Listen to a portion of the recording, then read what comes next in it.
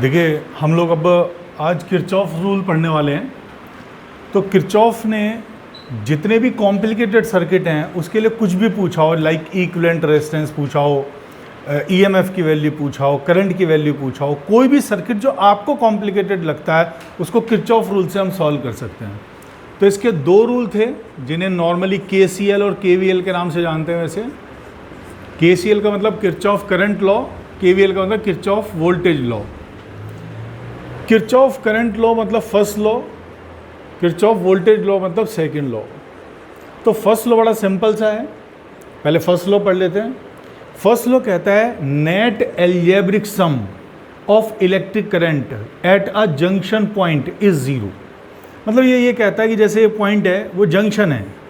Junction का मतलब जहाँ दो से ज़्यादा ब्रांच मिलती हों। लाइक अपना अलवर है राजस्थान के अंदर, पहले वो अलवर स्टेशन था क्योंकि जयपुर से जो गाड़ी आती थी वो दिल्ली जाती थी सिर्फ। अब जयपुर से जो गाड़ी आ रही है उसके पास दिल्ली के अलावा मथुरा जाने के लिए भी अलग लाइन है।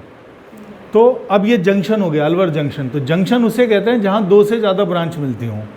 तो यह जंक्शन के लिए लगता है, जो फर्स्ट रूल है केवल जंक्शन के लिए लगता है।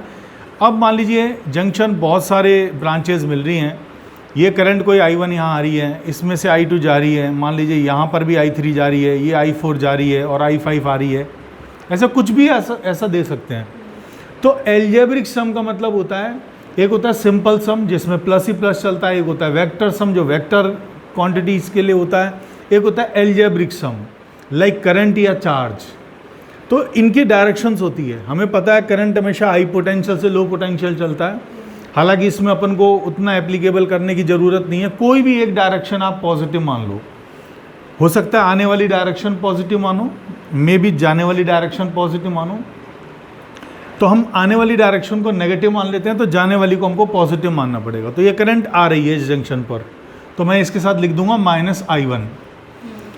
ये करंट जा रही है तो प्लस I2, करंट जा रही है प्लस I3, करंट जा रही है जंक्शन से प्लस I4, और ये करंट भी जंक्शन पे आ रही है तो -I5 is equal to 0। Net algebraic sum at a junction point is always 0। ये हमारा KCL है, फर्स्ट लॉ है। अब देखिए जो दोनों की माइनस की टर्म्स है उसको इक्वल के इधर ले जाएंगे तो हमारे पास में आ जाएगा I1 plus I5 is equal to I2 plus I3 plus I4। इसका मतलब हो गया जितनी करंट जंक्शन पे आई उतनी ही जंक्शन से गई। तो जंक्शन पे आने वाली करंट का सम और जंक्शन से जाने वाली करंट का सम हमेशा इक्वल होता है। किस पे बेस्ड है ये पर्टिकुलर चार्ज कंजर्वेशन पे बेस्ड है कि टोटल जो चार्ज होता है वो कंजर्व होता है। मतलब जो चार्ज यहाँ पर आ रहा है वो डिस्ट्रॉय नहीं हुआ है, वो वापस गया। इस जंक्शन ने इसको डिस्ट्रॉय नहीं किया, जंक्शन ने उसे सर्कुलेट कर दिया, डिस्ट्रीब्यूट कर दिया। तो ये जो फर्स्ट रूल है ये चार्ज कंजर्वेशन पे बेस्ड है। ओके, देखिए फर्स्ट लॉ मैंने आपको बता दिया, किरचॉफ फर्स्ट रूल KCL जिसे कहते हैं।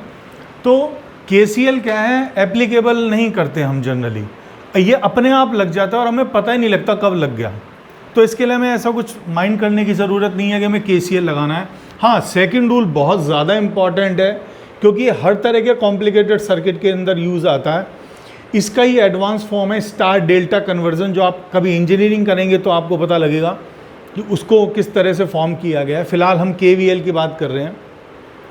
KVL ये कहता है net algebraic sum of electric current, sorry net algebraic sum of electric potential,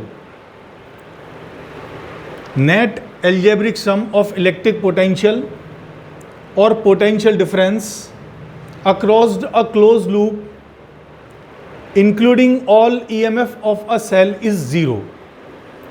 तो ये हमें एक रूल क्या कह रहा है, ये रूल कह रहा है कि मान लीजिए कोई भी आपका कॉम्प्लिकेटेड सर्किट है, जैसे मैंने मान लीजिए एक सर्किट बना दिया, कुछ भी हो सकता है इसमें, ये सेल बना दिया, ये रेजिस्टेंस बना दिया, ये सिंगल रेजिस्टेंस बना दिया, ये फिर एक सेल बना दिया, ये इसका इंटरनल रेजिस्टेंस बना दिया, एक सेल बनाया, इसका कुछ नहीं बनाया।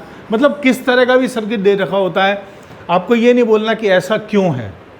मान लीजिए ये एक सेल है, उसका EMF है E1, internal resistance R1, cell E2 internal resistance R2, cell E3 internal resistance R3, ये external resistance R1, external resistance R2, cell E4, internal resistance R4, और ये सेल है जिसका कोई इंटरनल रेजिस्टेंस नहीं है। अब आपको ये एक क्लोज लूप दे रखा है, क्लोज लूप। किरचॉफ रूल कहता है net potential difference across a close loop including all EMF of the cell is zero. कहने का मतलब है जैसे आप किसी पॉइंट से चलते हैं, जैसे A से चले, और ये मैंने पाथ को लिख लिया A B C D, ये मैंने पाथ ले लिया A B C D A, मैंने पाथ ले लिया अपनी तरफ से।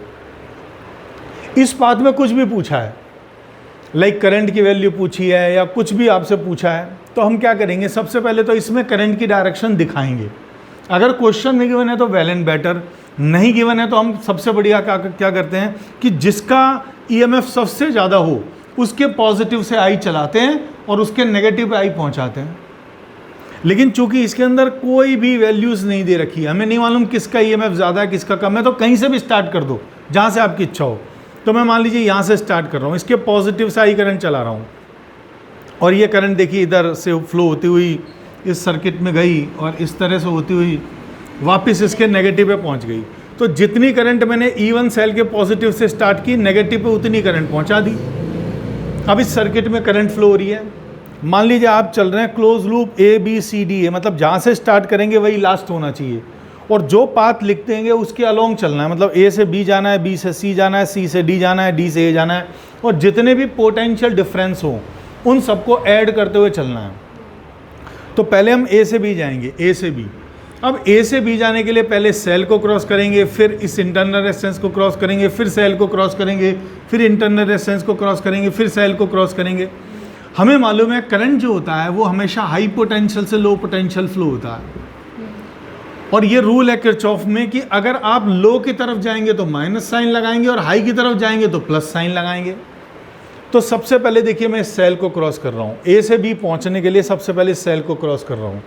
सेल के पॉजिटिव से नेगेटिव की तरफ जाऊँगा, नेगेटिव मतलब लो पोटेंशियल। सेल में जब हम चलते हैं तो हम करंट नहीं देखते हैं, हम सेल को देखते हैं कि सेल का EMF कितना है। तो सेल में हम नेगेटिव टर्मिनल पे जा रहे हैं तो हम माइनस का साइन लगाएंगे, लो की तरफ जा रहे हैं। कितना पोटेंशियल डिफरेंस हो गया, E1, यहाँ पहुँच गए। अब हम इस R1 को क्रॉस करेंगे, क्योंकि हमें A से B जाना है, तो पहले सेल को क्रॉस किया, लिख दिया, फिर R को क्रॉस किया। अब देखिए करंट इस R में ऐसे जा रहा है और हम जा रहे हैं करंट के अपोजिट। करंट चलता है हाई से लो और हम जा रहे हैं लो से हाई, हम जा रहे हैं टूवर्ड्स हाई। हाई के लिए हम प्लस साइन लगाएंगे। कितना हाई, अगर I करंट है ये और R1 में से जा रहा है, तो अकॉर्डिंग टू ओम्स लॉ अगर I करंट R1 रजिस्टर में से जा रहा है तो पोटेंशियल डिफरेंस होगा IR1, तो यहाँ आएगा प्लस IR1। प्लस ये इंडिकेट कर रहा है कि हम हाई की तरफ जा रहे हैं और पोटेंशियल डिफरेंस IR और ऐड हो गया, यहाँ पहुँच गए। देन अगेन सेल से निकले, तो सेल के पॉजिटिव से नेगेटिव पे निकले, तो हम नेगेटिव मतलब कम की तरफ निकले, मतलब -E2। अगेन इस R2 में जाएंगे, करंट ऐसे आ रहा है, हम करंट के अपोजिट जा रहे हैं, मतलब हम हाई की तरफ जा रहे हैं, तो प्लस IR2। फिर हम इस सेल में जा रहे हैं तो नेगेटिव से पॉजिटिव की तरफ जा रहे हैं, पॉजिटिव मतलब हाई की तरफ जा रहे हैं, तो हम लिखेंगे +E3। यहाँ पहुँचने के बाद इस R3 को क्रॉस करेंगे, तो देखिए करंट के अपोजिट जा रहे हैं, करंट के अपोजिट का मतलब हम हाई की तरफ जा रहे हैं, तो +IR3। फिर यहाँ पहुँच गया, फिर यहाँ से R1 को क्रॉस कर रहे हैं, अगेन करंट इसमें ऐसे जा रही है, हम करंट के अपोजिट जा रहे हैं, मतलब हाई लो से हाई जा रहे हैं, हाई का मतलब +IR1। फिर यहाँ B पे पहुँच गए, B पे पहुँचने के बाद C पे जाएंगे, तो B से C जाने के लिए हमें ऐसे जाना पड़ेगा, अगेन करंट के अपोजिट। करंट जा रही है हाई से लो, हम जा रहे हैं लो से हाई, हाई का मतलब प्लस, कितना IR2। C पे पहुँच गया, देन C से D पे जाना पड़ेगा, A से B, B से C, C से D, D से A। तो C से D जाने के लिए पहले सेल को क्रॉस करेंगे, तो सेल में नेगेटिव से पॉजिटिव इधर जाएंगे, पॉजिटिव मतलब हाई, हाई का मतलब प्लस, कितना E4। फिर इस रेजिस्टेंस में से जाएंगे, करंट इसमें देखिए ऐसे आ रहा है करंट, और हम जा रहे हैं करंट के अपोजिट, मतलब हाई की तरफ जा रहे हैं, तो +IR4। यहाँ पहुँच गए, फिर अगेन सेल की तरफ जाएंगे, सेल में नेगेटिव से पॉजिटिव, पॉजिटिव मतलब हाई की तरफ निकलेंगे, तो +E5। पहुँचने के बाद हम D पे पहुँच गए, और D से फिर E पे पहुँचे, कोई कंपोनेंट नहीं है, नेट पोटेंशियल डिफरेंस जितना भी होगा प्लस माइनस लगा के हम उसे जीरो के इक्वल कर देंगे। This is Kirchhoff second rule. तो किरचॉफ सेकंड रूल क्या कहता है, नेट पोटेंशियल डिफरेंस, ये सेल का पोटेंशियल डिफरेंस है, ये रेजिस्टेंस का है, ये सेल का है, ये रेजिस्टेंस का है। तो net potential difference including all EMF of the cell is zero. जहां से चलेंगे वहीं पहुंच गए तो जितना पोटेंशियल आप पहले लेके चले थे उतना पोटेंशियल वापस मिल गया ए पॉइंट पर। तो नेट पोटेंशियल डिफरेंस कितना हुआ, डिफरेंस जीरो हुआ, क्योंकि हम ए से चले, ए पे पोटेंशियल ए था और हम वापस ए पे आ गए तो वापस वी ए मिल गया। तो डिफरेंस कितना मिला, difference V A minus V A zero. तो net potential difference including all EMF of the cell is zero. This is Kirchhoff second rule. अब देखिए इसमें क्या होगा, अगर आपको E1 और R1 दे रखा है और I पूछा है, मतलब ये क्वांटिटीज दे रखी हैं, E और R सारी वैल्यूज दे रखी हैं और I पूछा है, तो I को कॉमन लेके और फाइंड आउट कर सकते हैं कि करंट की वैल्यू कितनी है। इसकी एक और ब्यूटी है, अगर मान लीजिए इसको सॉल्व करने के बाद बाई चांस आपका करंट नेगेटिव आ गया, इसका क्या मतलब होता है, इसका मतलब होता है कि हमने जो करंट की डायरेक्शन मानी है एक्चुअल में उसके अपोजिट है। तो हम क्या करेंगे, करंट की वैल्यू अगर सॉल्व करने के बाद नेगेटिव आ जाती है तो हम ये एक स्टेटमेंट लिख देते हैं कि direction of current is negative. It means what we have assumed the direction of current, the actual current is just opposite of it.